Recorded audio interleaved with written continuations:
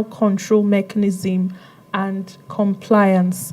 Okay, so we're ready to start.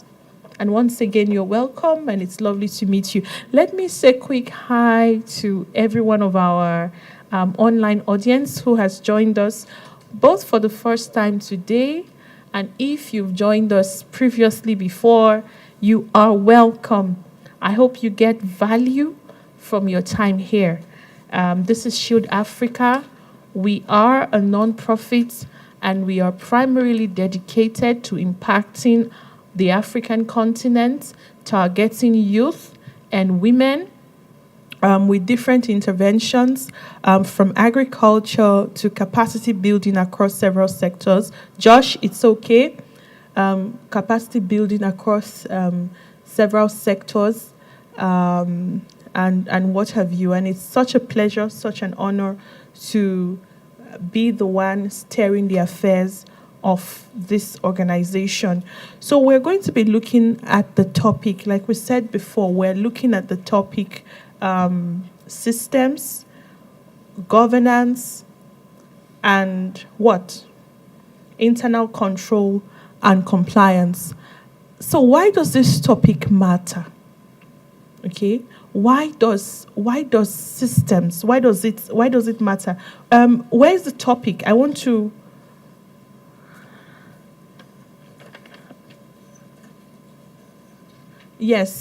systems, governance, and operational excellence. I want us to write this down, please. Systems, governance, and operational excellence.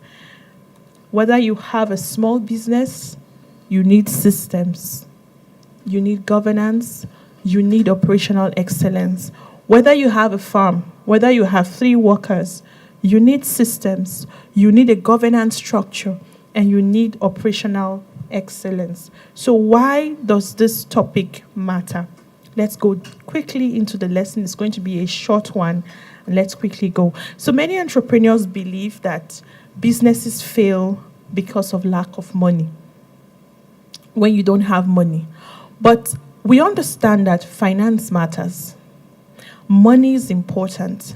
However, research consistently shows that poor systems, weak governance, inadequate controls, poor management practices are among the main reasons or the main causes of business failures globally. So let's look at some data. According to the US Bureau of Statistics, about 20% of businesses fail within their first year, while nearly 50% fail within their 5 years. Many of you who have been part of these classes before have already established this. You've already gotten enough data in this regard. And about 65% within 10 years of their business, they will fail. We understand that, yes, finance or lack of finance actually contributes to failure. I remember one of the posts that the team put up where they were asking land or finance. Who saw that post? Yes, land or finance, which matters most? A lot of people actually said finance. Yes, some people said land. Some people said they had issues like assessing lands, probably because they don't have access to the traditional tool or the governance systems within the communities. But a larger number of people said that the challenge, like we said, we acknowledge. Why am I echoing? Is everything okay? Hello? Am I good? Please confirm. Am I good? Yes. Okay. Yes. So we said we acknowledge that access to finance contributes to failure, but weak operational systems, weak operational structures, lack of accountability, poor strategic planning are repeatedly identified as the major drivers of collapse of business. So let's bring it closer home. Research by organizations such as the IFC, African Development Bank, SMEDAN, indicates that African SMEs, most of us here run SMEs. I don't think there's anyone here who for now runs a large organization. We'll get there. We'll get there someday. But African SMEs Okay, based on the research, we're seeing that most of these SMEs, not because of a lack of opportunities, but because they operate without proper systems for documentation, performance management, compliance, and financial controls. The world's most successful organizations, they operate through systems. Okay, they operate through systems. Let's look at companies like McDonald's. Many of you have heard of McDonald's. You've heard of Amazon. You've heard of Paystack. Other financial institutions. They process millions of transactions on a daily basis. But guess what? They do so through, take note of the word, carefully documented processes and encoded instruction systems. That's how they work, okay? And this same principle applies to small businesses. Like I said before, a farm can have 3 workers. It needs systems, okay? A farm can have 5 employees. It needs systems. A cooperative, a non-profit, a family business, whatever the case, you all need systems. So the size of the organization may change, but the need for system does not change. So that explains why systems and governance matters. Can we go to the next slide? Okay, so this is very important to note. First things first, you are the first system. That's where many leaders fail. Okay, we are very quick to blame our staff. We're very quick to point at factors or reasons we think things are failing, but we are not quick to assess ourselves as leaders. Sustainable organizations are built upon sustainable leaders. Many entrepreneurs spend years trying to fix employees, but they are ignoring themselves. Okay. Meanwhile, what you see is that in many startups, employees, they often replicate the culture that they observe. And that's why you see that if the leader comes late to work, the employee will come late to work. If the leader just dresses shabbily to the office, the employees will start doing the same. And that's why even when the reverse happens to be the case, if the boss comes early, everybody establishes it. Everybody has now known that Oga or Madam comes early. And so what happens? Everybody is on their toe and they're trying to get early to work. So they do what the leader constantly demonstrates. So if you are someone who is not driven by your vision and goal, your workers will not be driven too. So that means as an entrepreneur, you are the first system. So if you are not corporate, if you're not professional in your dealing, what you'll notice is that your workers will be casual about everything. So that's why you are the first system. Don't expect anything different from what you are mirroring to your staff. Okay? Don't expect anything different. So I once said something. If you're doing anything, you must apply pressure. You must apply speed. I think that was one of the first session we had for the year in March. So please, as a leader, always remember that you are your first system. So when it looks like a process is failing, when it looks like things are bad, when it looks like things don't make sense, take a step back. Don't blame your staff. Of course, there are times when you actually have to blame them. There are times when you actually have to look at them to the faces and tell them, this you've done is wrong, this you've done is wrong. But take some time and look at yourself. Look inward and ask yourself, what kind of system am I building here? It's a sad reality to conquer. What kind of system am I doing? What kind of impression am I giving these people about myself? We need to take time to reflect better. Okay? What kind of system am I building? What kind of impression am I giving these people? So many entrepreneurs operate in environments where corruption is normalized. I told you before, corruption is normalized, bribery is common, record keeping is weak, the systems are weak. So when that's the case, what you also see there is that informality is celebrated. Compliance is viewed as unnecessary. You tell people, bring the records, bring the receipts. They tell you or they ask you, is it necessary? That's because they did not see Oga keep receipts. They didn't see Oga keep anything. So, however, operating in a broken system is not an excuse to be part of the problem. So I am saying this to professionals because I also know that there are professionals in the room. All right. So when you work in an organization, you don't have to own it to do the right thing. If you work in a system, even if the system is broken, you can be part of the change. And no, I am not giving you this as motivational speech, as many people, would call it. It's not a motivational speech. If you're in a system, things are broken, fix it. That's one thing we need to work on, even as a nation. People are saying, oh, I am throwing debris, I'm throwing trash on the road because we all do. But you can decide not to. Personally, I'm not someone who throws trash on the road. I'd rather put it in my car, okay? And tell myself when I get home, I have a bin in my house. I'd rather throw it there. So if everyone imbibes the same thing, then you notice that you begin to see transformation, because that's how transformation really happens. Okay? That's how it really happens. So be part of the change. Businesses that outlive their founders are built on principles. Okay? That's the same thing with nations. Nations that outlive their founders, they're built on principles. Okay? They're not built on exploitation. So as we delve into the topics and these cases proper, you must decide what kind of business you want to build. What kind of business do I want to build? What kind of leader do I want to be? Whether I own the business or not. Okay? And you must remember that systems, governance and excellence has to begin with you. Don't build a shabby system. Don't build a shabby system.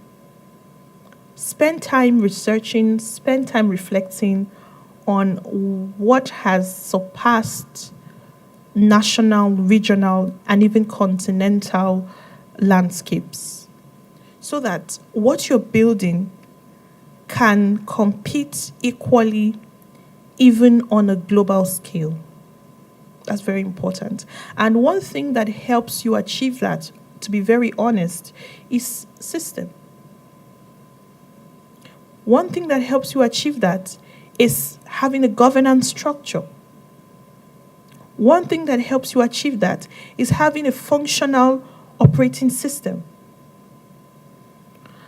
So, I said that being a good leader begins with you.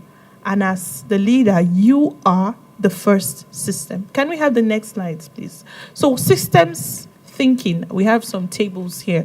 So this is a lab session. So we're going to be looking through together. Okay, systems thinking, we said, is the ability and the effort to see and reform an organization as an unconnected whole, rather than a collection of isolated activities. No, we're not speaking plenty grammar. At least as a nation, English is our first language. So no, this is not plenty grammar. Let me break it down for you.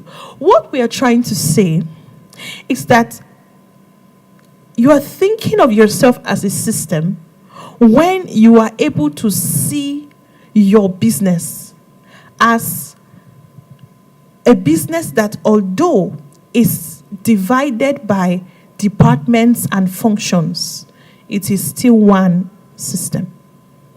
And that one system across different departments or different functions has to be interconnected.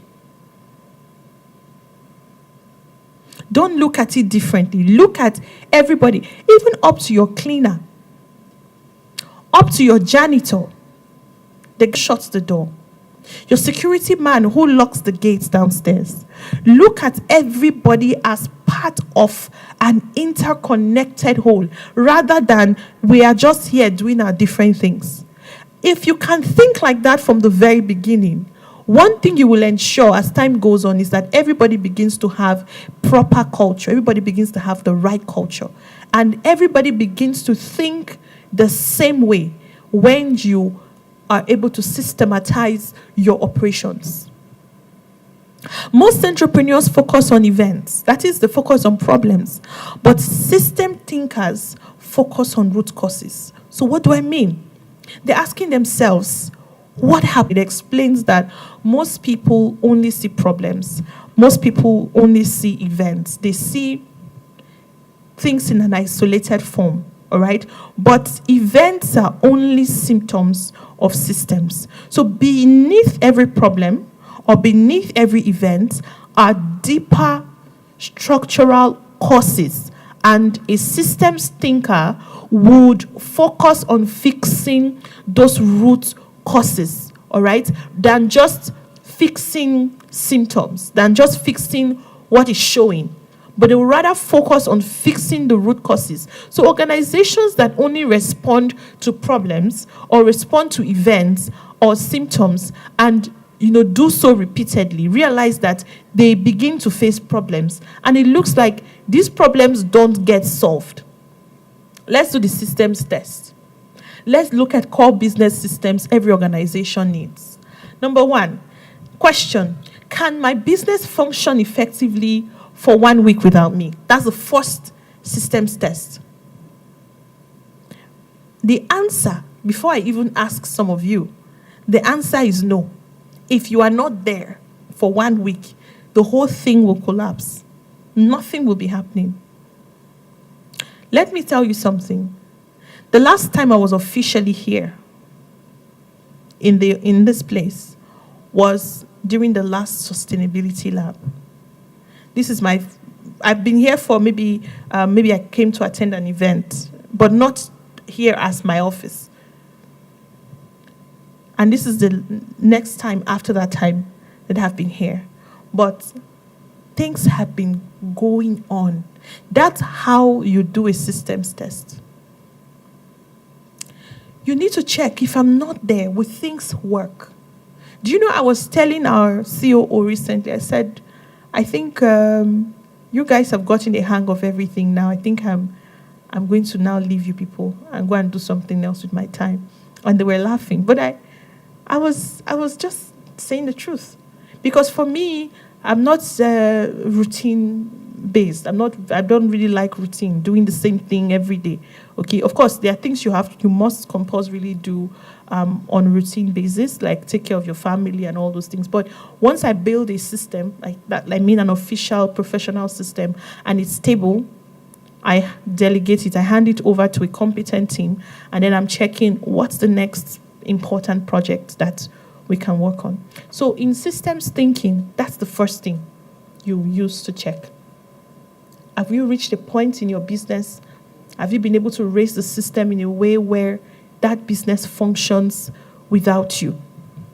Like we wrote here, if the answer is no, you do not own a business, you own a job. Okay? And the goal is to build a business, not to create a dependency on yourself. Let me even correct something or make an addition to what we've written there. Even when you own a job or when you have a job,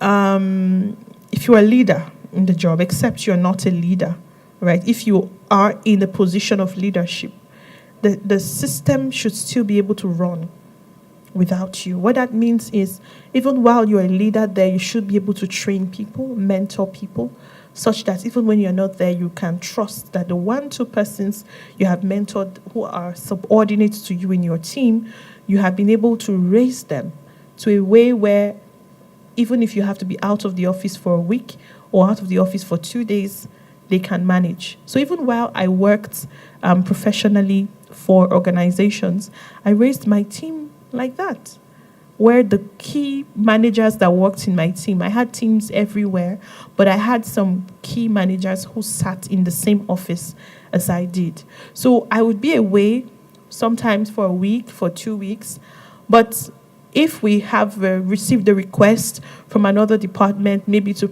submit a report, prepare something, I receive the request as the head of the team, but I don't have the time to sit and draft the document. I just call my team and I say, please, we need to have a quick call. And on that quick call, I let them, I guide them, I tell them this is what we need to do or deliver for XYZ department. The time frame we have is, so we say, for example, if they give me a time frame of 5 days, I can give my team 3 days. So that, because I keep saying it, it's not really your job that feeds you, even if you think it's your job. If you doubt me, check the quality of life you're living. Check the amount of money you're spending on your daily transportation, your feeding, your children's school fees versus how much you earn in your job. You would agree with me that what you get from your job is smaller than what you're actually spending. My question to you is, where did the other money come from? Have you ever thought about it? And no, you may not have a side business or a side hustle, as they call it, but you realize that I'm actually spending more. The question is, where did the other money come from?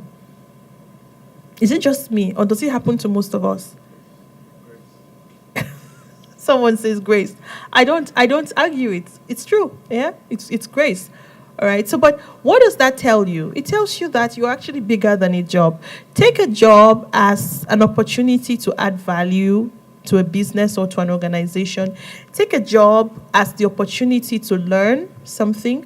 Take a job as the opportunity to impact people. Always remember that you are bigger than jobs. If you have that mindset, you'll be very free-spirited in your job place. And what you do when you get there is you just deliver value, and you become very easy to work with. You're not an unnecessarily complicated individual who people have to try to break walls, to be able to assess or to be able to get to. So very important. So and the more you give value, the more you help people, the more you grow within a system. It's very small-mindedness to think that if you hoard information, then you are the master, you become the master. I think that's now outdated. If it was the case before, it's outdated now. All right, so that was just to correct or add to that information. But like I said, the goal is to build a business and not to create a dependency on yourself. So let's do a bit of comparison between founder-dependent business and the system-dependent business. So when you look at the founder-dependent business, first you see that decisions are made by the founder alone. Only me, myself, and I.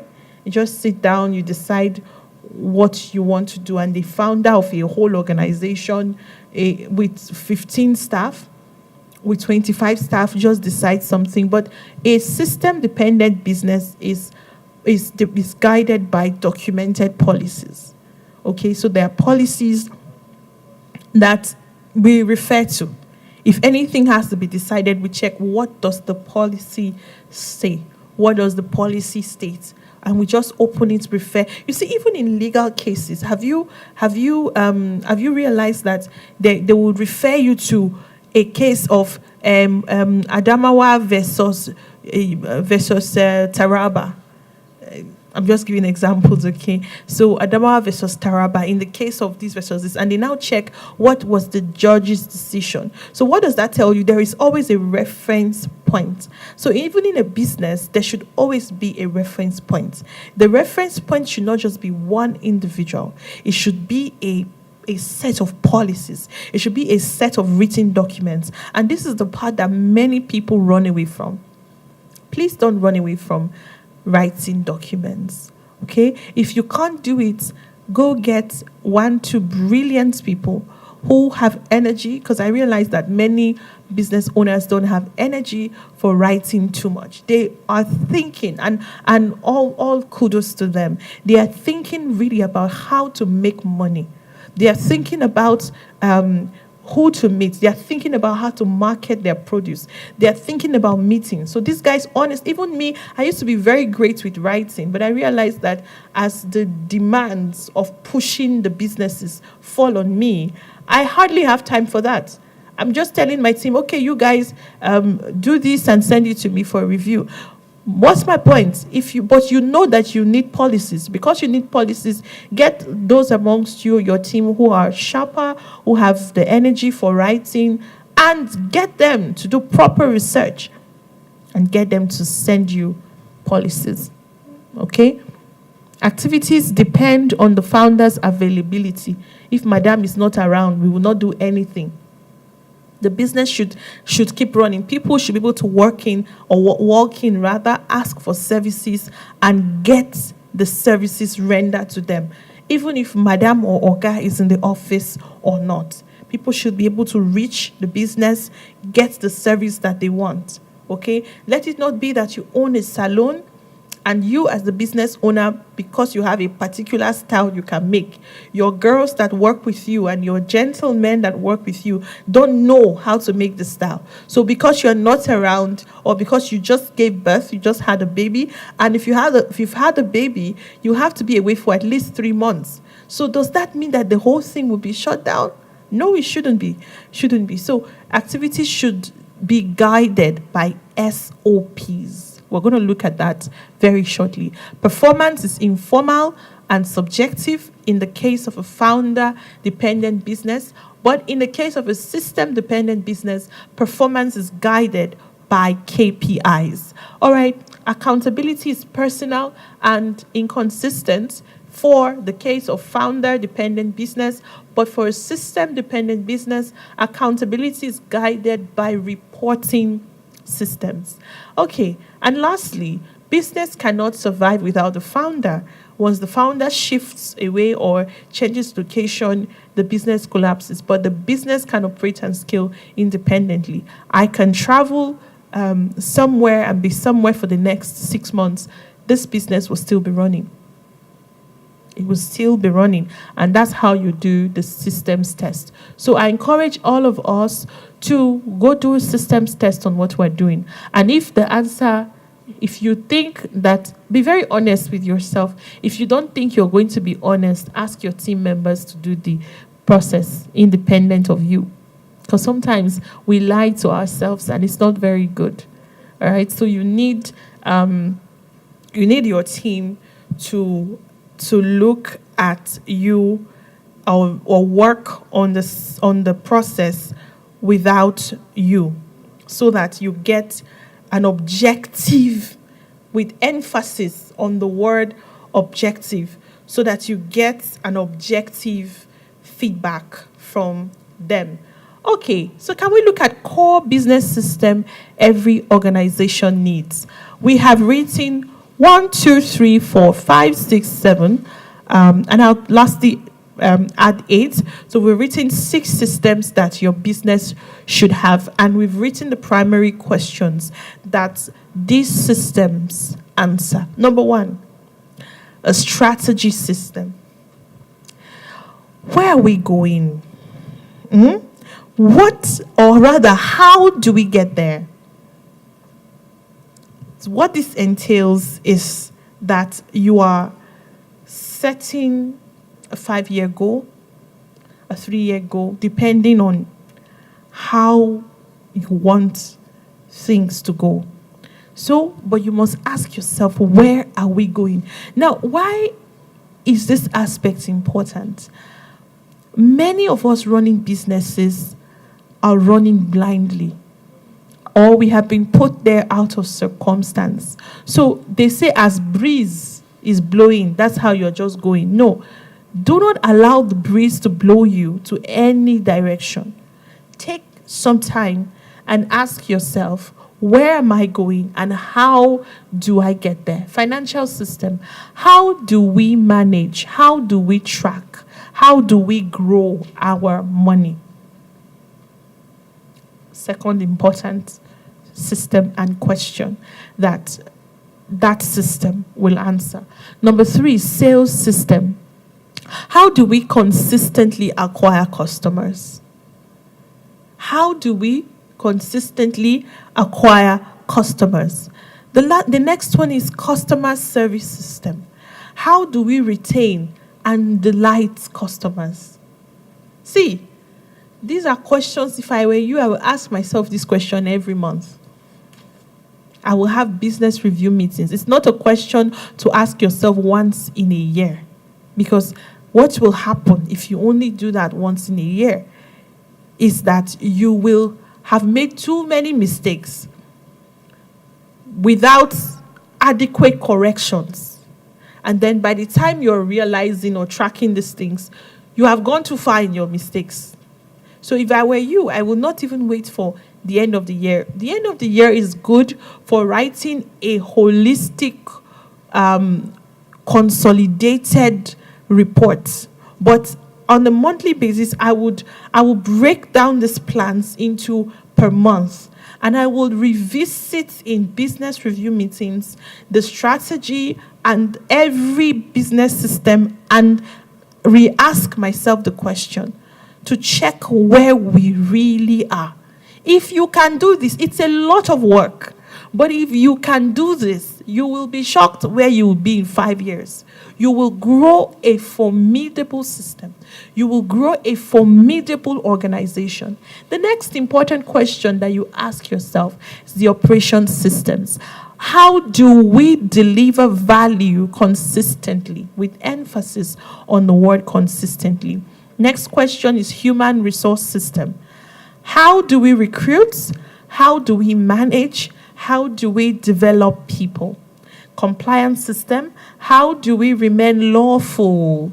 And how do we protect the organization? And lastly, performance management system. How do we measure and how do we improve our results? Systems thinking. Anyone has a question? You see this thing, this particular slide? I want you to dwell here for a very long time over the next few weeks. The systems test and the core business system or systems that every organization needs. I want you to look at the business system, and I want you to take a very close look at the questions that these systems are asking to help your evaluation and to help your business growth. The goal is not to raise one of the businesses. The goal, like we said, is to raise a formidable business in your sector. You must stand out in your sector. People should look at you and say, nah, these guys, they know what they're doing. There may be many fashion homes in Nigeria today, but let it be that when they look at yours, they'll say, these guys know what they're doing. Be ready and willing to do the work. Okay? Okay? You know, some of the important things don't necessarily have to be passed by shouting. I hope you know. I don't have to start saying systems thinking. I don't have to. I don't have to do that. Okay? That's why I had to repeat myself.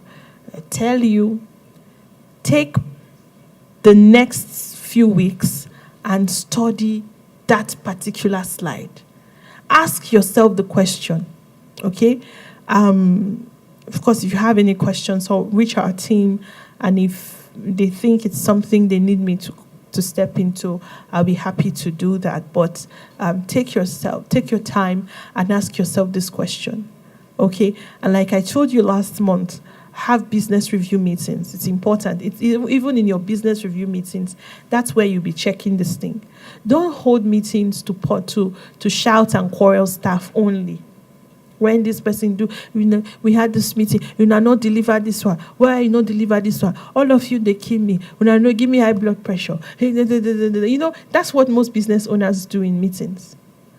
They just hold meetings and they are just quarreling with everybody. I mean, I know things can be very tough, and yes, when there's pressure to deliver, a lot of times the owner of the business is on the edge and can really shout and be very emotional because of the passion that they have and the pressure that is on them to deliver. But let's look away from that pressure, and let's just look at ourselves like we're genuinely building a system. So where we have objective conversations. Many of us can't take it if our staff tells us something like, okay, I respectfully, please, if I think we should do this, I think we should do that. We are not able to take it. We're not even able to take suggestions. People want to suggest to you. They are afraid to tell you, this is what I suggest. If we are running an actual business, okay, you are not a monarch. A monarch, people can be a bit reverent in their engagement. But if what you run is an actual business that is providing services to people, I think you should be accessible. Okay, so let your staff be able to tell you what they genuinely think. Have proper conversations. And yes, you have brilliant staff. Don't think that your staff are dull. Don't think they're incompetent. That's another thing. Many of you will say, I don't even have one dependable person. You can make every one of your team members dependable. For me, even my guy that cleans this facility is a highly dependable person. I don't think, it's only one key person. No, everyone is dependable. If we can just calm down and take them through the right process, put them through the right training, I think they will be dependable. Okay, so let's go to the next slide. We're looking at standard operating procedures. Still looking at systems thinking, all right? So we usually call it SOP. It's usually called SOP. So a standard operating procedure is a documented step-by-step guide explaining exactly how a recurring task, with emphasis on the word recurring, how a recurring task should be performed by who, in what order, and to what standard. Okay? By who, in what order, and to what standard. All right. So the examples of SOPs that every business should have. We've listed about 6 for you. Can I get a quick...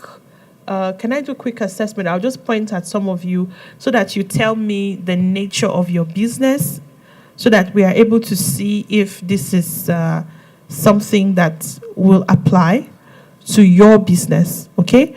So, Benedicta, can you pass the mic to this gentleman wearing black?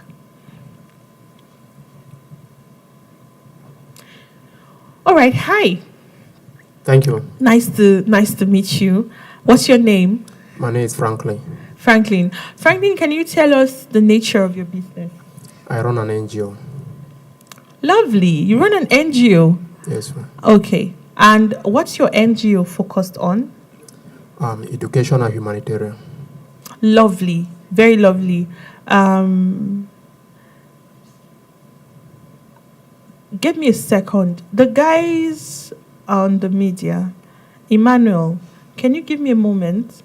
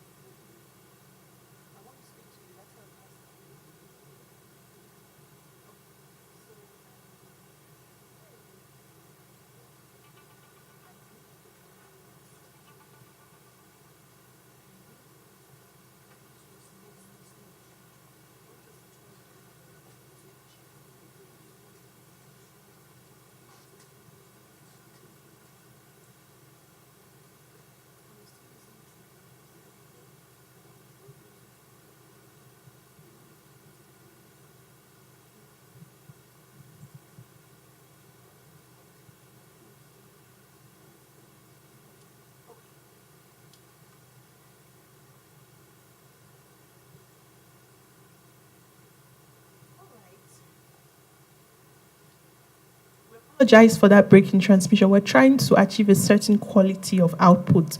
So from time to time, I have to call them to do that check. Franklin? Yes, ma'am. Yes. So you are a non-profit? Yes, ma'am. And you're majorly focused on education and what? Humanitarian. Humanitarian projects. So how long has your NGO been operating for? Just 2 years. 2 years is not just, it's a lot of time. Well done. Well done to you and your team. And yes, what's the name of your organization?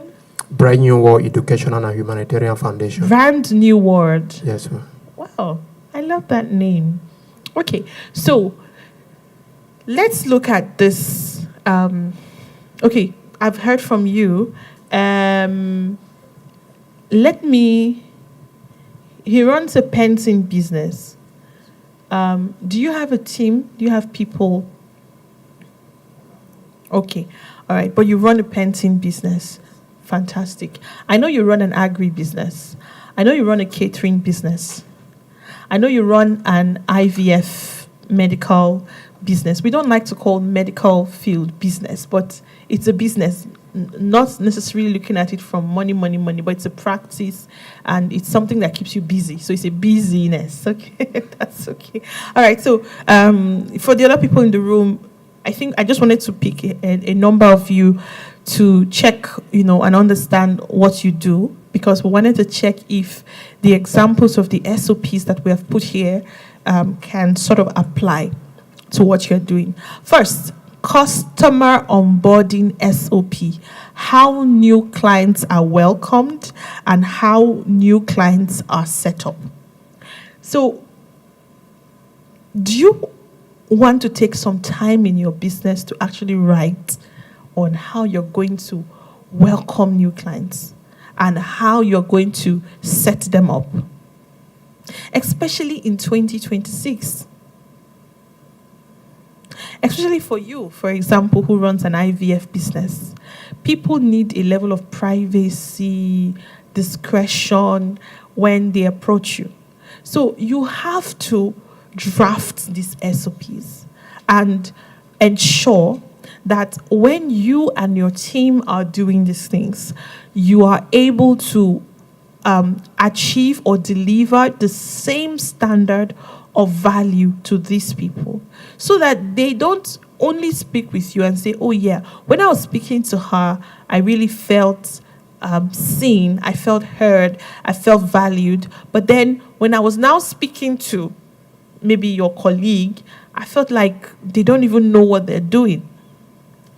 The SOP will make sure that everybody that either your clients or anybody comes in contact with is getting the same measure of service. So in looking at the standard operating procedure for customer onboarding SOP, let me tell you one that we use here.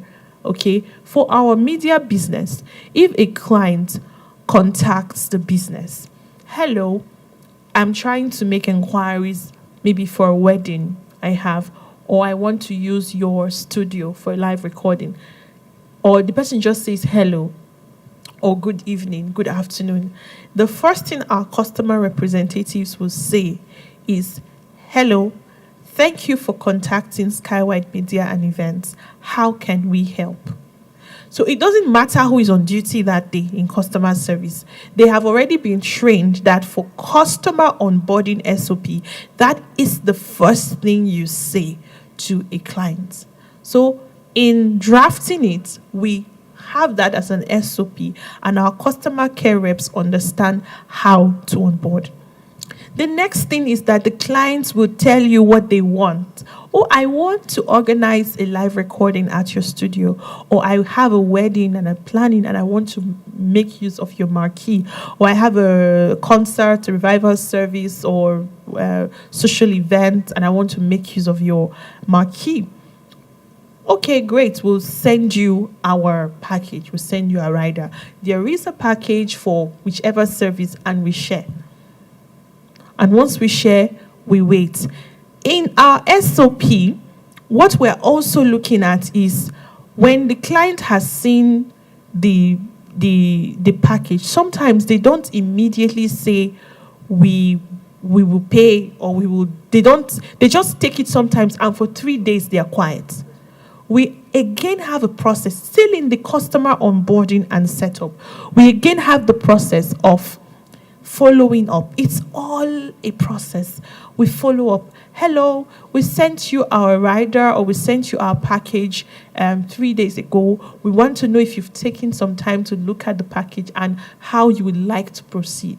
That is customer onboarding SOP. So everybody on duty already knows that this is how to follow up until you are able to reach some kind of conclusion and make that person an actual client. Because in the initial stage or at the initial stage, they are just called maybe people making inquiries. They are not yet fully clients if they have not purchased a service from you. So we ask those questions until the person says, oh, okay, I was wondering if you have a discount. There's also a way they are responded to. We explain to them, why this is possible and why this is not possible. Make it as part of your SOP, if you're doing a customer-centered business, that you take time to explain to your clients why you cannot give them certain services. Don't just say no. That's a mistake many of us make. I was wondering if you can give me for this price. And we just say, no, it's not possible. What we do, for example, is we try to help you understand why we're saying no to you. Okay? We tell you, first of all, that the cost of diesel has increased. We also tell you that the quality of the equipment we have is very high end. Because the quality of the equipment we use here is not the same thing you find everywhere. Okay, we're not saying we are the best everywhere. We're just saying that the quality of what we have is different from for example, I'm giving you my business as an example. I'm not saying that you have to use the same thing. For example, in the media and events business, our lead mic is Kelly, what's the name?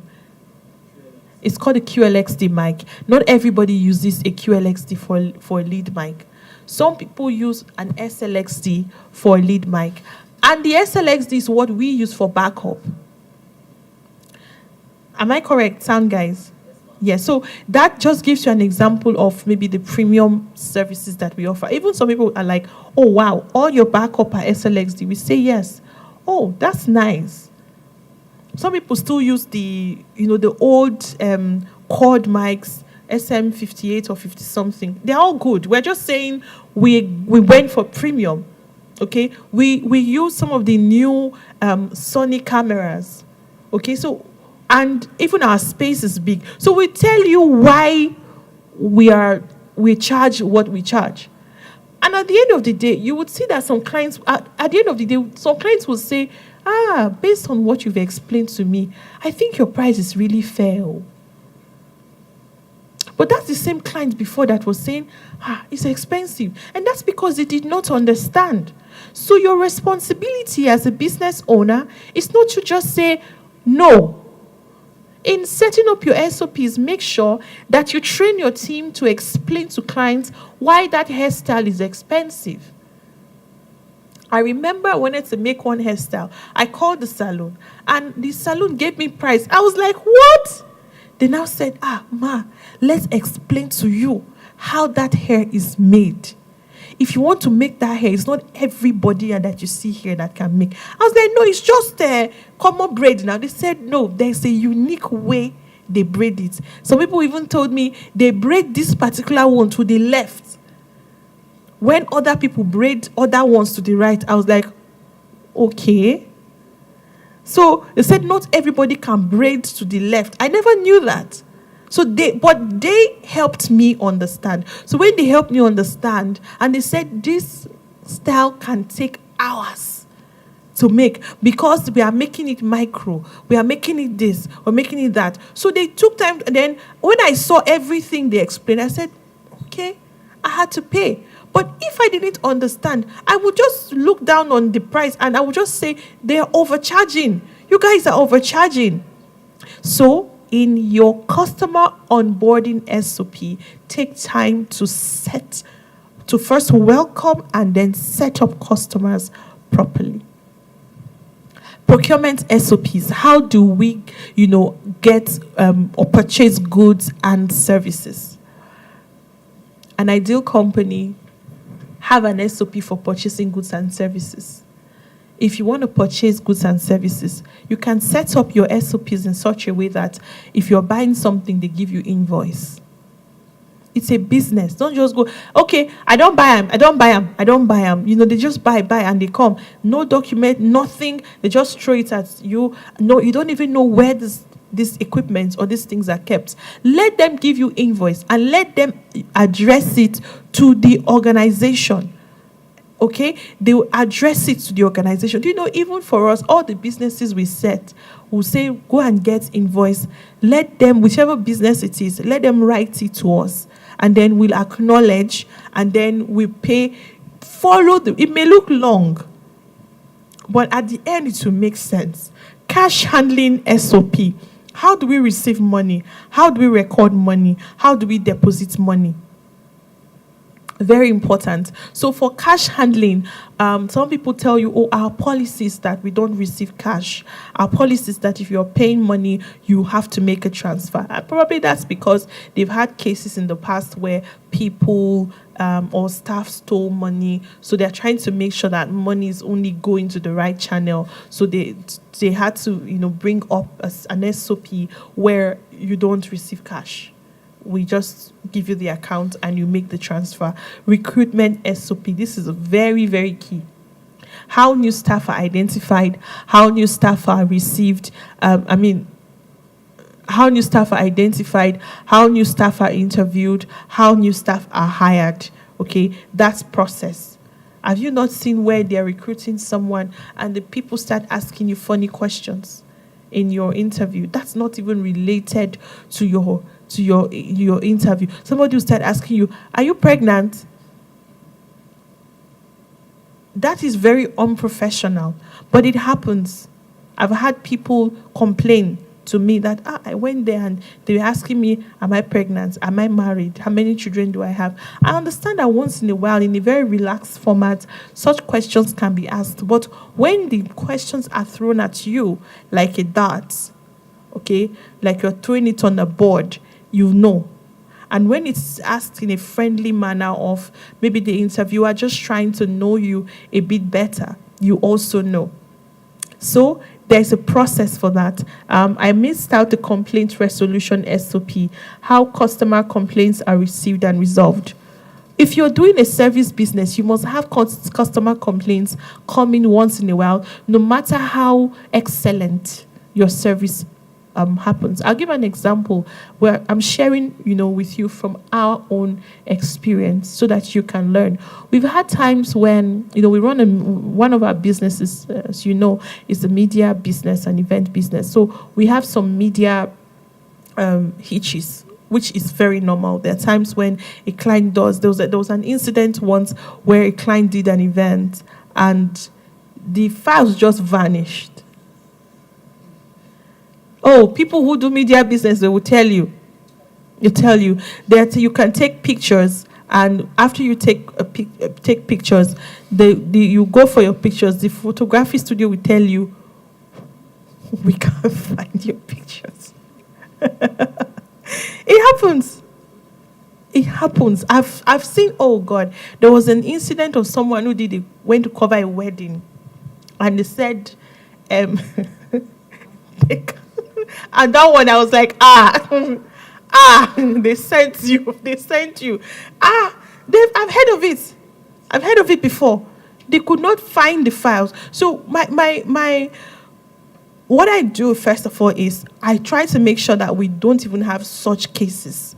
Again, an SOP has to be put in place to ensure that, okay, when we do a service kind of business, how do we ensure that doesn't even happen in the first place? So we have SOPs that guide our staff how to handle the equipment, how to back up, how to make sure that this and this and this doesn't happen. And one thing we also do, okay, this should have been said at the end, but before I forget, let me say it.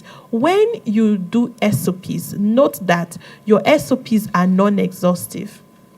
Why am I saying that? As you grow in your business, every day, once one challenge comes and you address it, you would realize that you need to update your SOP based on your learning from that experience. And so we had a situation once where files just got missing from a client's event. But thankfully, we also had it backed up in a live stream, right? So because we had it backed up in a live stream, we were able to recover the live stream files, but we were not able to recover the raw files. We had to discuss compensation.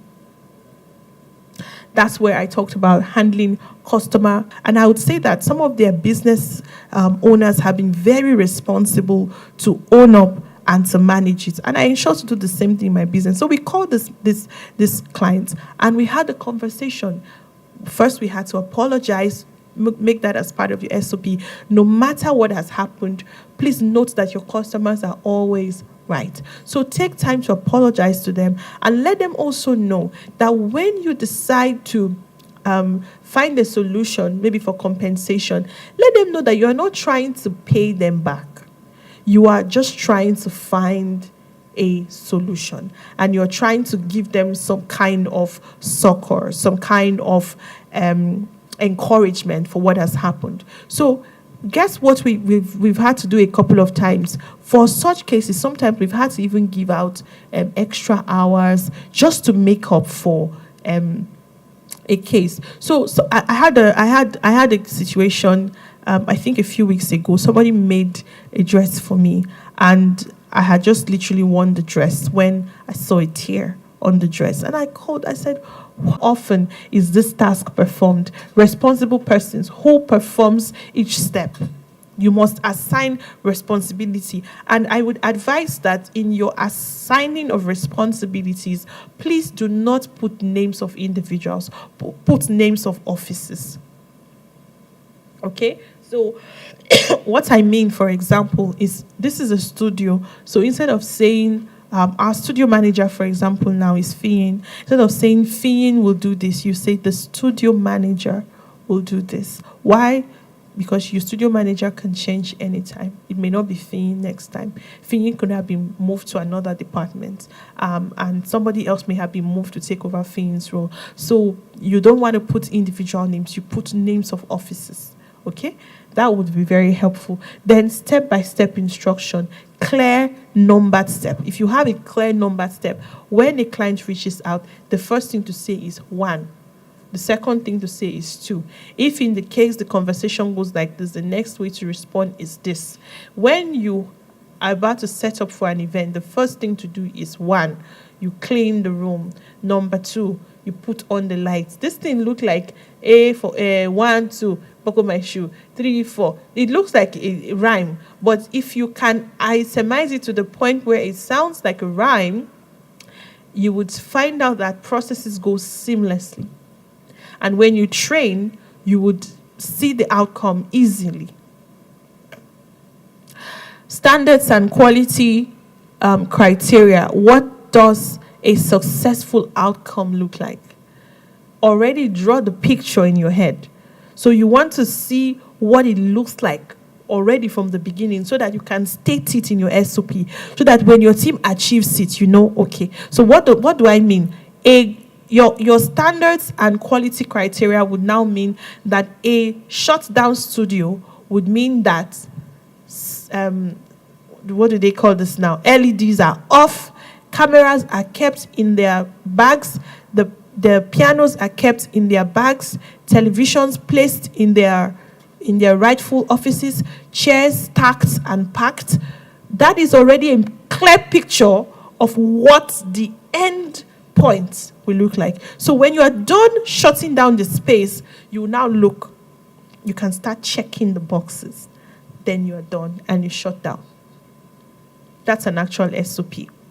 Then you review dates. When will the SOP be updated? So why you need to have a review date in your SOP is because, like we explained, things are non-exhaustive. So you should have a date when you go back to it. If there is no incident before then, okay? Because sometimes it's incidents that happen that require you to go back and update your SOP. For example, I once heard a situation where an organization, the factory, okay, and the factory had some machine that was on, and somebody put their hand in the machine and they cut off a couple of the person's fingers, okay, from the machine. And everyone was asking, what happened?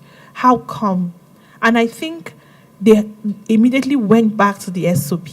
How did this happen? Then they realized that an equipment was not off, something like that. So if such incidents happen, you need to quickly go back after you've resolved the incident. Don't go and put it back before, you are just playing funny games. Just after resolving the incident, like taking the person to the hospital, reporting the case to the investors, and compensating the individual family and doing all of that processes.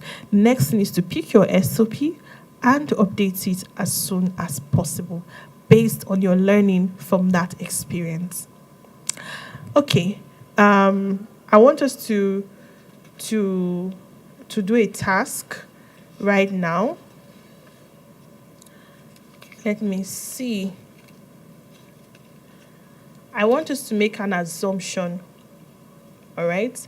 I want us to make an assumption that, let me use a common sector, catering sector. Confidence, please come. Get the microphone and come. Stand before us. Yes, come this way.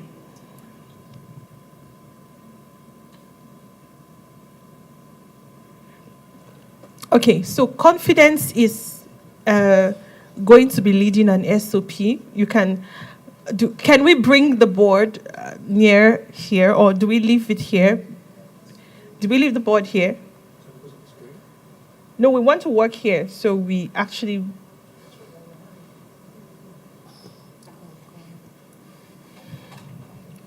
All right. So confidence is the leader of a catering... it's a case study now. Josh, we want to start the case study. So confidence is the leader of a catering school, and she teaches people how to prepare, let's say, chin-chin or fried rice, whichever one, for an event, and they have to deliver an event. So there are SOPs for the kitchen. As she enters the kitchen or the bakery, which you tell me whichever one you want to use, whichever scenario you want to paint, what would be if you had to follow this standard of 6 examples of SOPs that every business should have, can you take me through what SOPs you would design for your customer onboarding, for your procurement, for your cash handling, for your complaints resolution, for your recruitment, for your stock inventory management? Do you think you want to take up that task for 5 minutes? Can you? Yes, Will ma'am. you? Because I know you can. Okay, so let's listen to Confidence. Put our hands together for her. Thank you. Over to you. Good evening, everyone. My name is Confidence, and I own. Is it okay standing here? Am I okay here? Okay, I owned. Let's say 2 businesses. Let me use that one. Agro processing and then the catering. Yes. Okay. So what I normally do is when a customer messages me concerning my services or product or whatever it is, I usually, let's go to the first step, customer onboarding, how new clients are welcome and set up. So I make sure I welcome them and then ensure to understand what exactly they need. Some people need food bowls. Okay. Explain to us Okay. what you will act as if we are drafting SOP now for that business. Okay. That's what we want to do. Okay. Yes. Okay, for... You are our CEO. You are our... let's rather say you are our COO, because it's actually COOs that draft SOPs, right? So because the head of operations actually drafts SOPs. So hey, we've come to staff meeting and we want to draft SOPs. So take over. Okay. For Else Cuisina, yes, that's the name. actually. For Else Cuisina, how we onboard new clients, the first step is you have to make sure that you are well aware and you understand what the client needs. Some clients want food bowls, they just want food in their house. Some clients want catering for a birthday. Some clients want catering for weddings. And it depends on what exactly they want. So you will have to be careful to make sure to understand what the client wants. That will determine I'll not use the word how much, but that will determine just use food bowls, for example. We're attending to a customer that probably wants is a family of 5 and wants to feed she wants to feed her family for a week or two. Okay, let's use 2 weeks. Yes, let's use 2 weeks. And she's very I like how you are categorizing your customers. Yeah. You know, where you have talked about a wedding and now you are talking about a family. Yes. All right. So does that mean that your customer onboarding SOP for families or small events will be different from weddings? Because I need to know why you are categorizing it now. Okay. They are different. Well, it was slightly yes, they are different because what the procedures involved for catering for a wedding is very much different for, let's say, a birthday or a picnic or a family of 5. Yes. So that's why we're pinpointing it to just a family of 5 now. So we'll make sure that we actually get to know what her family, their taste and their peculiarities are. There are some families that don't like pepper or they don't eat salt or, just little things. So it's very important. It's important to get it now so that we'll avoid complaints later on. I have had clients that have told me, I didn't like this food. Why? Because there was no pepper. And I realized that, yes, ma'am. You're still explaining to me. Okay, sorry. Okay, there are some families Who understands what I'm trying to say? Yes. We are your staff. We are here to draft SOP for L. Cuisina. So, we want to draft SOP. Who can be her support staff so that a support staff, you want to help? Okay, so come and join her. But can you do something for your catering business, or you want to? Gender balance. Okay, please go. Okay, for gender balance, please go. Please go.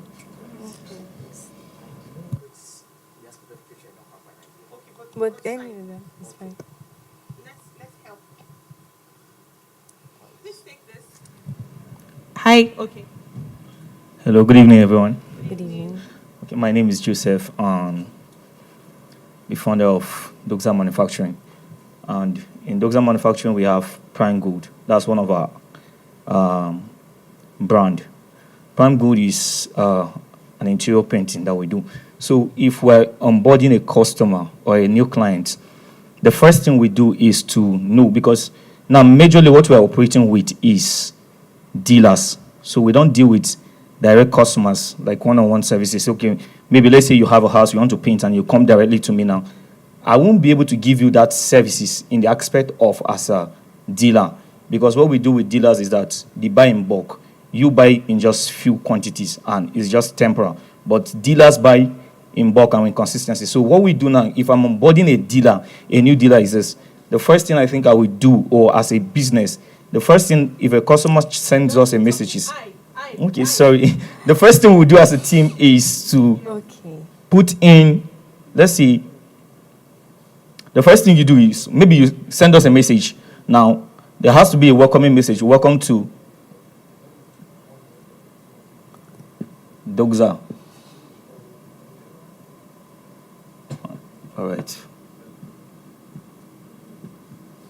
Now, there has to be a welcoming address to the customer or the client. Now, the next thing the sales rep or whoever is in charge of attending to that client will do while onboarding is to know the client's demands. So let's say we have a package of 500K if you want to be a dealer that wants to supply for prime good. If you have a package of 500, okay. So now we want to know the kind of products you need. Now in prime good, we have about 4 products. We have the satin, we have the emulsion, we have the mats. Those are just basics. So now what we do is that when we welcome you, we know the kind of materials or the kind of product you are looking for, and also the salesperson is to ask you certain questions like, what are you, because we don't want to go in directly and say, okay, this is the amount we have exactly. We want to ask you questions like, how much are you budgeting to start your purchase with? So we know already in our own end, we have a system. Okay, let's say a customer that is buying 100 bucket, maybe you're spending about 500K. But we wouldn't want to go directly. The salesperson won't tell you that, okay, we have a product or package for 500K. So except he asks that question, okay, I want to know, or do you have an invoice, or do you have something that, let me just go through, except in that aspect. But if he doesn't ask, what we do is to just give you a framework. Okay, how much is your budget, so that we know what to work with. Because I've been doing painting for like over 7 years now as a skills. So what we do now is that if you come to me and you are saying, okay, I want to paint a 2-bedroom flat, I'm not going to say, okay, this is what it costs. I'm going to ask you, what's your budget? Because if I give you a cost, probably what you intend to spend is more than what, let's say I give you 300K for a 3-bedroom flat, and probably you are budgeting 500K. So I would like to, okay, what's your cost? If you say 500K and initially 300K can go with, he has an initial record already. He reaches out to the supplier, knows the price, keeps it, because the problem with this our industry is that the prices changes almost frequently because of inflation and other factors that occurs along the line. So what that person in charge of procurement does is that he has a record system with him. Once he reaches out to the supplier and the supplier tells him the record, what we do now is that if it's more expensive than before, we'll have to update our informations on the procurement system or records. I want to ask a question. Okay, ma. To El Cuisina. Yes, ma'am. You have a... Okay, the microphone. Okay, sorry. Okay. All right. Thank you very much, Daniel. Joseph. So I want to ask a question, right? Ma'am. Yes, ma'am. You have made some food. Yes, ma'am. And you have delivered to a client. Yes. And they did not like the food, like you were saying, there's pepper or there's too much salt or something. Yes. Tell me about what SOP you would have to develop going forward because of such kinds of complaints. The SOP that we have developed, I'm speaking as things that during the customer onboarding system, we actually make sure to take the details, also be very much informed of the customer's taste in food. From the beginning? From the beginning. So, right. yes, so that in case of allergies, in case do you have it anywhere in the SOP where you would ask, are you allergic to anything? Yes, it's even written in the menu. Okay. The menu, when the customer asks me for price, and then I send the brochure. When we send the brochure, it's written there that whatever you are allergic to, please specify. Whatever you see, whatever ingredients you don't eat, specify, so that we could tailor the food according to your taste. Beautiful. Yes. Okay, we would have continued this process, but for time's sake, we'll have to shut it down. Thank you so much for your engagement and your involvement on this. Thank you. All right, so we move from SOPs and we want to touch on KPIs.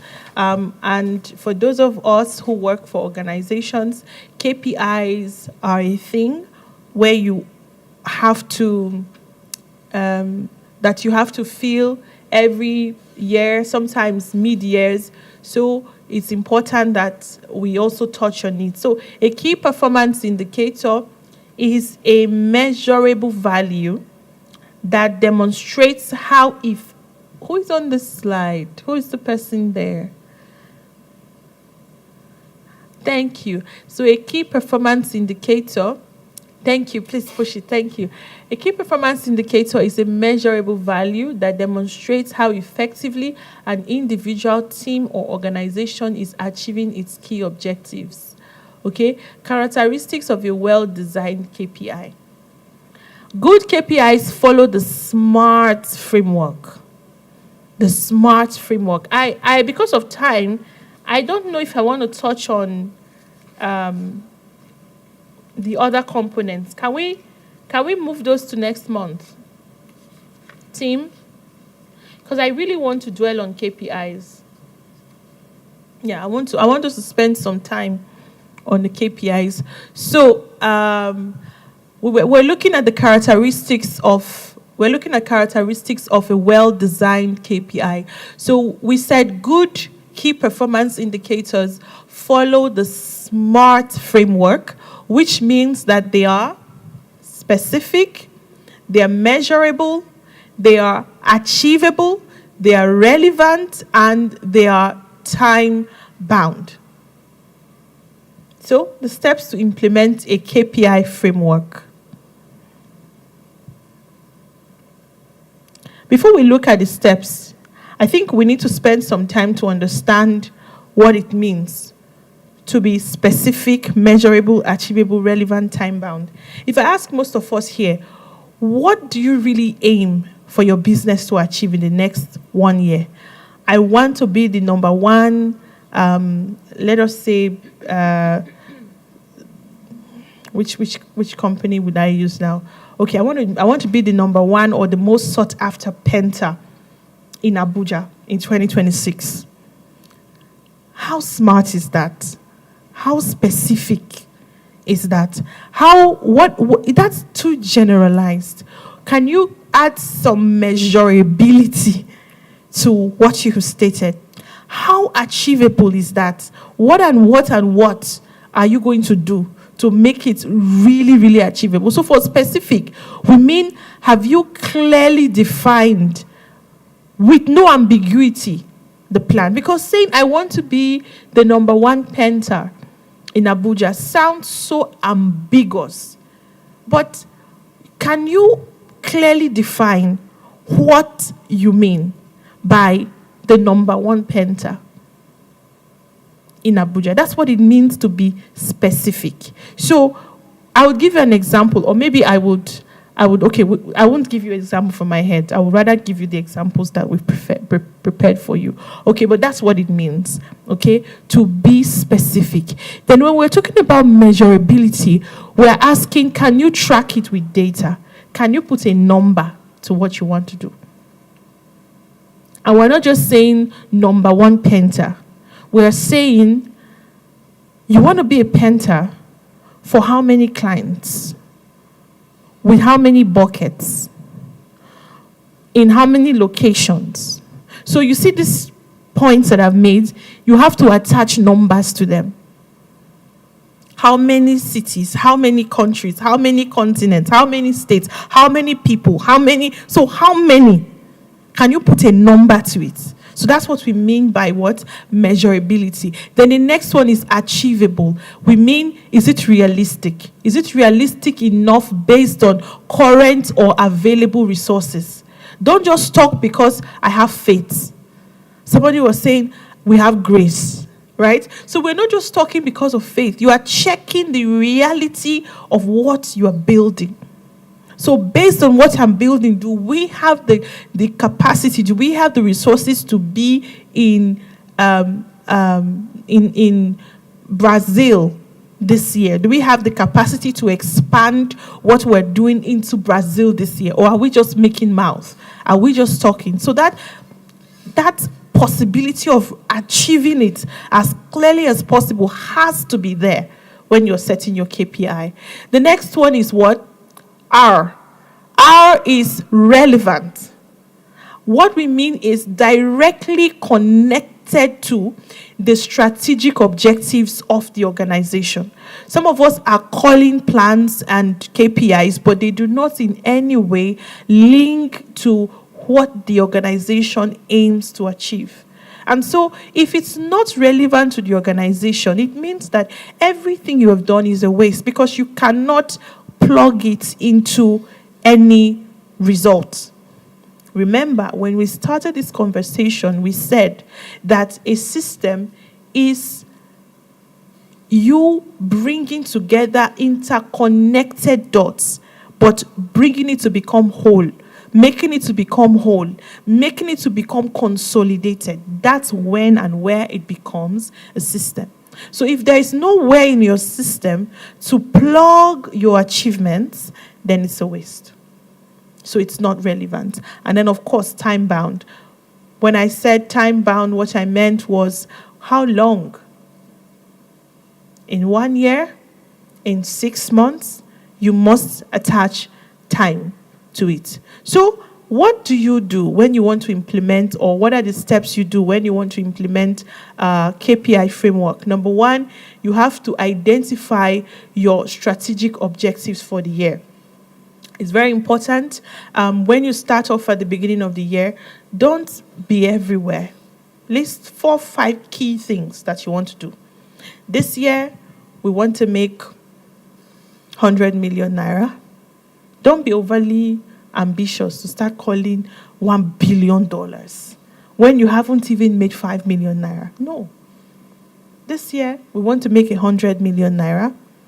Okay? So, be very strategic, okay? Or be very particular. We want to make 100 million naira. Number 2, we want to operate in 5 different states. We want to expand to 5 different states in Nigeria. Those are key objectives that you set up for yourself. We want to hire 50 more people. This year, we want to, think about it, whatever it is that your business needs. So you just set those strategic objectives, all right? So the next step is to identify, is to establish a reporting frequency and review. No. I'm sorry, this is going this way. We want to identify measurable success indicators. What I mean by identifying the measurable success indicators, what does success look like for you? Remember the slide before, we had talked about the point where you have already painted a mental picture of what you want it to be, or what the finished product or the finished stage looks like. Who remembers that time we said it? So that you do a quick checklist. Okay, I want a situation where by the time we're done shutting down the studio, we are seeing that all the chairs are stacked, all the lights are off, all the screens are shut down, all the equipment are put in their cartons or in their bags, so that as you're checking from the door, okay, check, you know that you are done. So you must identify measurable success indicators.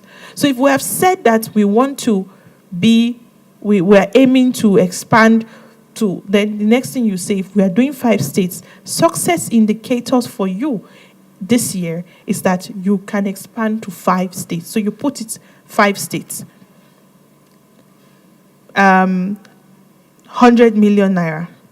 So every year you are checking, every month rather, you are checking revenue. So how much do we need to make in a month to be able to hit 100 million naira? How many clients, how many different clients? We need to have 100 different clients, or 100 bowls. We need to make 100 bowls of salad or whatever it is in a quarter. So put a number to it, and that number is what indicates success for you. Put a number to your revenue, put a number to the number of people you want to hire, put a number to the number of branches you want to open, put a number to everything, because that is what will indicate success for you. And the next thing is to define a clear target. So when you've had that identification of what success is, then you make it clear. What's the target? What are we aiming to do clearly? Because one thing with KPIs is that you have to keep going clearer, and you have to keep breaking it down. You have to keep breaking it down until it becomes clear, not just to you, but to your team.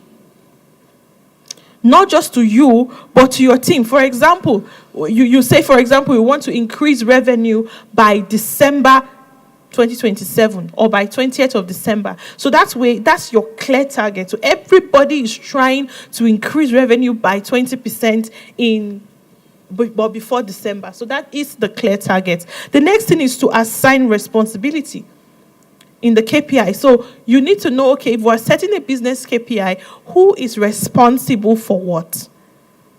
So among your team, in achieving this goal, who is responsible for training the staff? Who is responsible for marketing? So that if sales are slow, you know who to look at. Because the challenge we have as business owners is that sales are slow, but you are looking at the person whose work was to write the SOPs in the office. No. That's not the person responsible for increasing revenue directly. You're looking at the person whose work is to maybe make drafts and put on social media. He's not the one for... Is there somebody on the field carrying the eggs that's coming from your farm and marketing it across those houses? That's the person to hold when sales are poor. So you must know, based on deliverables, whose responsibility it is to deliver financial commitment or financial benefits to the business. And you also have to know those whose responsibilities are non-financial. That way you know how to target grievances in the system. The next thing is to establish a reporting frequency. Establish a reporting frequency. What do you need to do? We need to review and report regularly. First, you get your people to report to you. Establish a template. Make a template, share it to them, tell them, okay, enter data in this format. Maybe if it's day by day, okay, we have a responsibility to clean XYZ place. Okay, who is cleaning, name, signature, put all of those things, and then have a reporting mechanism. It can be weekly, it can be monthly, it can be daily, it can be anyhow, depending on the uniqueness of your business. See, these things called systems, they can be very boring, but they are very important. And as you continue to grow in your business, you begin to digitalize your systems. It becomes easier. So instead of piling up papers, you start to enter the numbers. For example, I love how today we are not taking attendance with paper. We are passing a device around. So you begin to digitalize your system. So you are cutting down on wastage of papers. You're cutting down on wastage of resources. And then the last one is to continue to review the KPIs consistently and adjust targets as the business evolves. Sometimes you may need to cut down on your targets. Maybe because there was a riot. For example, in Ukraine, if a business in Ukraine had set targets at the beginning of the year when the war started, with the war, there's not much they can do anymore. So they have to review. Okay, so you have to stay abreast with what's happening, in the economy, in the country, and that way you continue to update your data such that your business is current. Examples of KPIs by function. The sales team has a responsibility to increase monthly revenue. They have to get more customers. So for KPIs, sales team, monthly revenue generated. So they should be able to show how much they've been able to bring into the business. Sales team, number of new customers acquired. Sales team, conversion rate from leads to sales. I told you about customer onboarding. You remember that the fact that a person says hello does not mean he becomes a client. They are just what they call leads. How do you convert it to real sales? So a sales team is the one to even set up an SOP around follow-up. So if we have not made a deposit or sealed the conversation with a payment, we have to keep following up with you until the payment happens. So, customer service, average complaint resolution time, customer satisfaction score, rates of repeat business, that is, how many clients are coming back. Operations, production efficiency rates, downtime frequency, delivery turnaround time. Finance, monthly cash flow position, expense to revenue ratio. Expense to revenue ratio. Why am I stressing or drawing my ears here?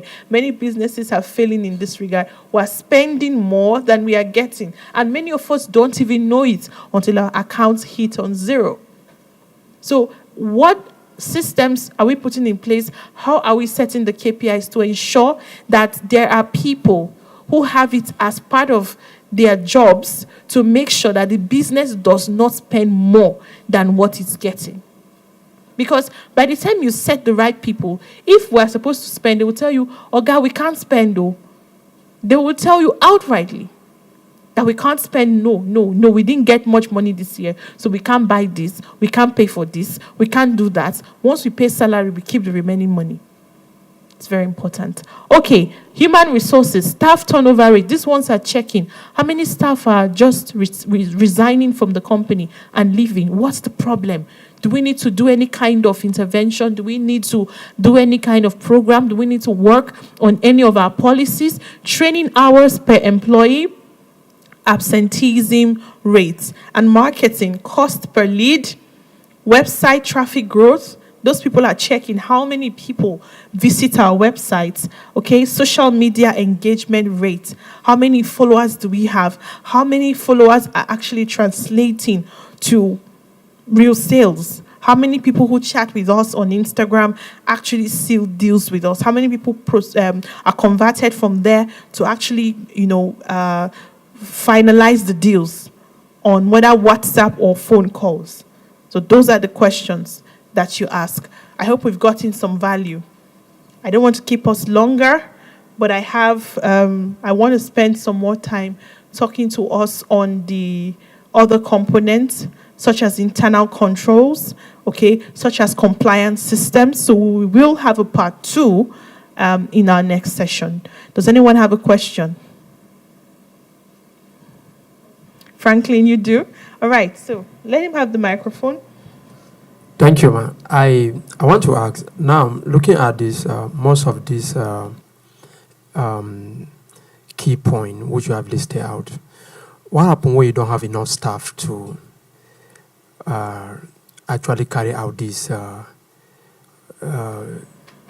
point?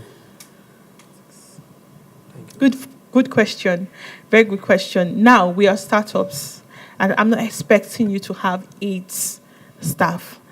So I think you can add roles together. So let's assume that you have 3 people plus you 4. The person who does customer service and marketing and sales can be one person because it's very related. So you have to look for how to make one person do 3 things. So the person who is marketing mostly understands how to do social media. The person who also does that knows how to sell because they add up together. So you see that from 8 different roles, you've given 8 roles to one person. So it's remaining 5. Okay, the person who does operations usually has some experience with human resources because they are sitting in the office and they are very conversant with everything in the system. They know operations because they are there every day. And apart from operations of equipment, they also, in the process, interact with a lot of staff. You understand? So the person who does operations can also do human resources. So as you see, sales team, customer service, marketing, one person. Operations, human resources, one person. Finance, even the person that does operations can still do finance. Because the thing with most of these functions is that they are not actively on it every day. There are some weeks when the finance is very heavy. The responsibility is very heavy. There are some times when the operations are very heavy. It's not every day. So this person can share it. Human resources is mostly when they are hiring staff. And end of the month, maybe when they have to pay staff. Apart from those few times, for human resource function, you are a bit relaxed. So that person can be the one handling operations. And operations, again, it's not every day that you have activities. It's not every day that you have up times. And then the same thing we said for finance. Finance can even be more frequent than the other functions. And then you, as the owner, you have to be conversant with everything because you have to check everything. So you must be able to get people to handle multiple things. And it's okay if they don't know it completely. I think that's where training comes in. Nowadays, it's so easy to learn anything. I tell people, if you don't know something, you are lazy. YouTube, there's so many things you can learn now. Just ask YouTube. YouTube will show you the process, how to go through. Many people can edit now. People can edit videos. They can do many things. So this is not the time to say, I don't know it. That's why you have to get people who are serious, who can work with you, who can work on your team. Okay, because now you can get 2 people and round the clock, they understand how to support you. Okay, so beyond just getting people who can work, get people who are very passionate and desirous to see you and your business succeed. One thing I'm thankful for what we are building here is that most of the people who work in our team see the work as part of a business that they are building. So beyond the work or the function as a work, they equally see it as purposeful to them. So you must be able to train your people to see the work as purposeful work, so that in what they are doing for you, they are finding fulfillment. Even when I was an employee working for organizations, I found fulfillment. I didn't see it as I'm working for people, because it will wear you off. You will get tired. You will get frustrated. You get burnt out. I saw it as part of my life's purpose. So I did it differently than someone who was just doing it to get paid at the end of the month. Those are the kind of people you need to get. And it's very possible. Just put your head down and be willing to train. Because while you start off with some of them, they may not know anything, but they are loyal. They want to grow. So you keep training them. And if they are really, really interested, if their hearts are in it, they will delegate to a staff to do for you. Make sure you can do it yourself. So as much as you are training people, as much as you are handing over responsibilities to them and trusting them to deliver, be prepared for disappointments. Be prepared to get your heart broken. Be prepared to be confused at how staff are behaving, because they will do it. And that's why when you have a key deliverable to a client, sometimes don't leave it completely in the hands of your team. They may mess it up if they haven't grown to that level of competence. So while they're doing it, while you're trusting them, please know how to do it, to have a backup plan so that you don't fall by the wayside. Any more questions, please? You still have one more? Okay, let's allow him ask one more question. Thank you. I want to ask on the smart topic. We talk about a realistic goal. Yeah. Now, I want to ask this question. For instance, maybe you set a target. Maybe you want to realize an amount of money. Now, is it... sometimes they tell us to have faith, actually. So, but now... They tell you what? To have faith in what you have faith. Yeah. Yes. Now, must you be able to actually analyze and know how where that budget will come from? Maybe you have set a budget. Maybe I'm setting a budget of 100 million this year, and then for this particular project and for this. Now, will you be able to draft how that budget will come from, or is there a possibility of having faith when you are doing this thing? When you come to realistic? I would say yes and no. Let me answer the yes part first, where I said you should be able to realistically see how you will achieve it, because it's a goal. Okay, and the yes is the bigger part, because you should already have an estimation of how you hope to achieve it. Now, I know the faith part that you're referring to. The faith part is, but the money is not on ground, the strategy is not on ground, and I've not even entered the field yet to see if this plan that I'm having is going to work. But that's where the whole planning and the thought processes will have to come in. In that phase of making your plan, even if everything is not 100% clear, what you need to do is estimate what you can do. I'll give you an example. You have an NGO.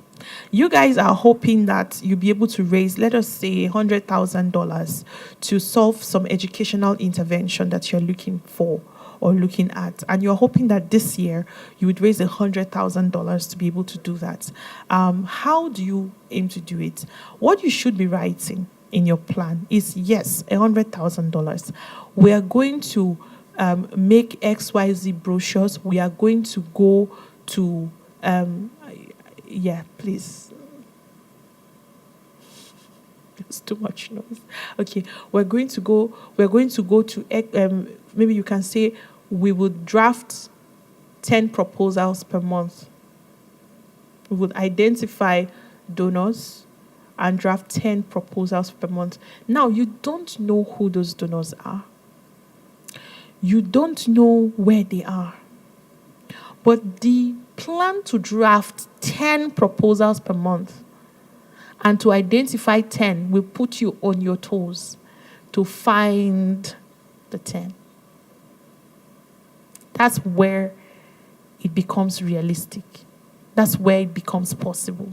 So you will start drafting. So that work, what the plan does is it puts you on the work. It puts you under pressure to draft the 10 proposals per month. So in that process, your team is checking, who have we not reached to? Oh, we heard that there's one person. Oh, we heard that there's one organization. And that way you are drafting. All right, what's next? Let's go have a meeting with them. Let's show them what we've done. Let's do this and let's do that. That only comes when you have drafted it. So you don't just enter by faith. Yes, you need to be clear because you have to have something written down.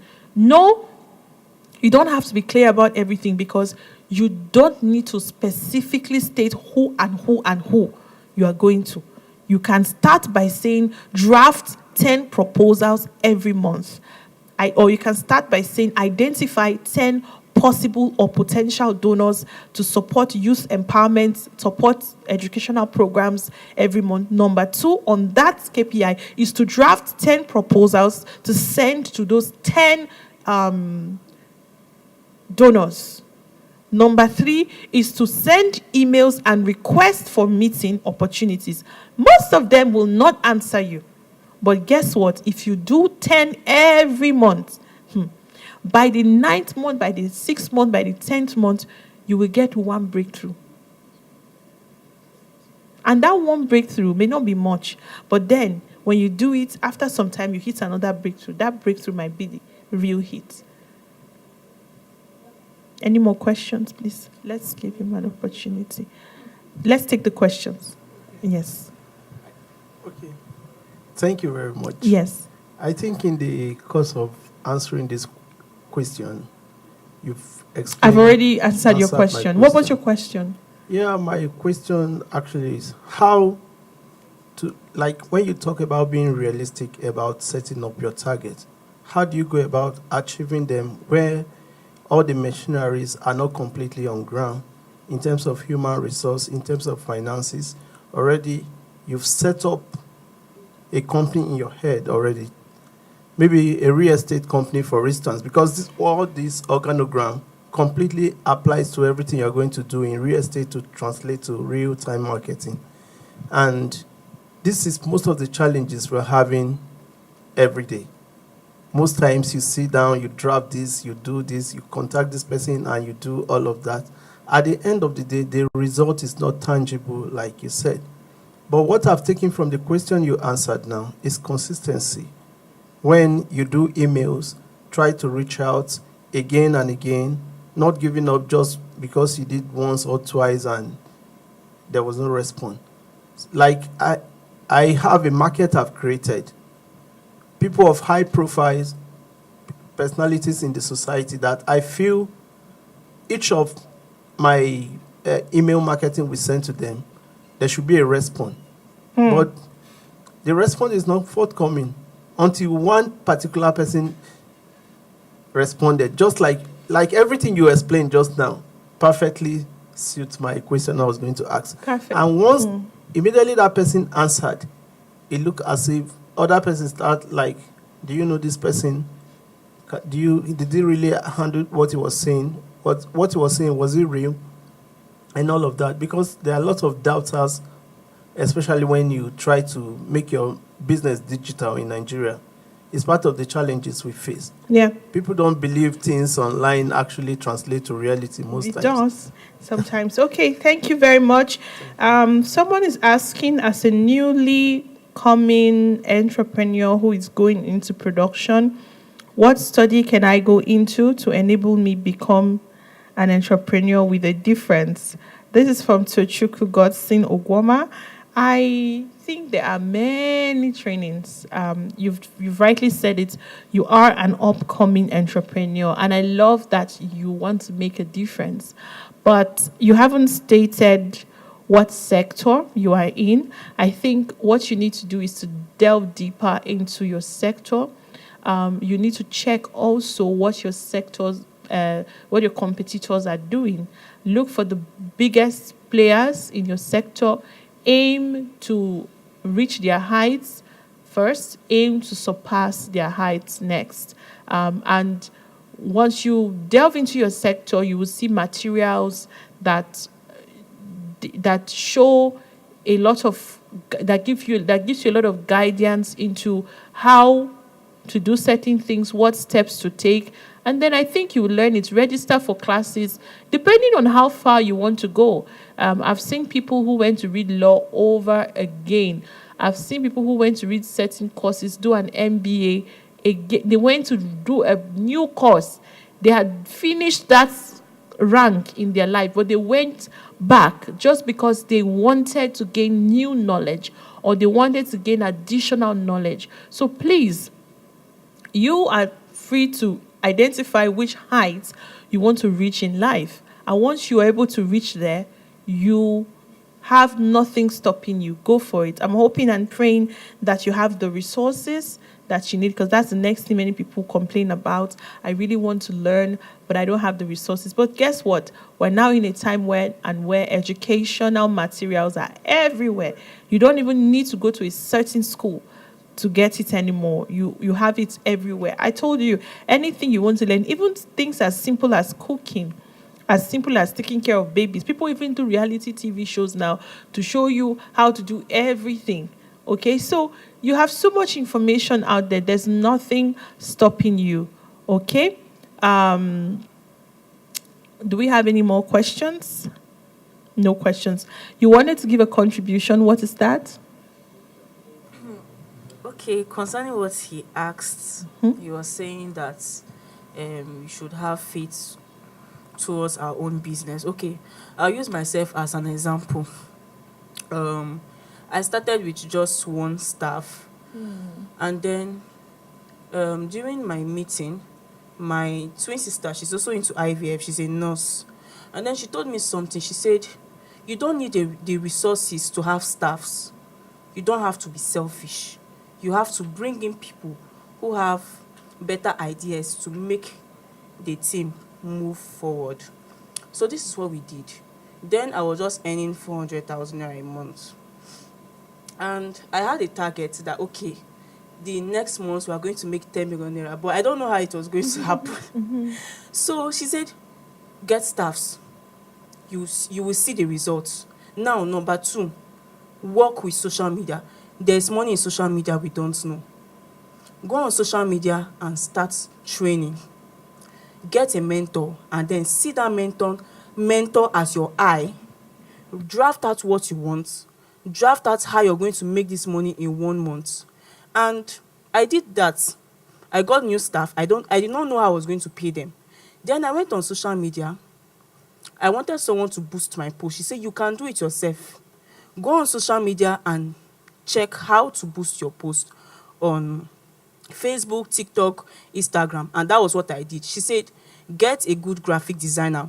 Now, when you have a business sector, your graphic design, when people see your design, is what attracts them. Number 2, your caption, the words you use. You need professional words. For example, if you're in the medical field, there are words you use. If you're a caterer, there are words you use. So that was what I did. And then after I drafted it out, I did that.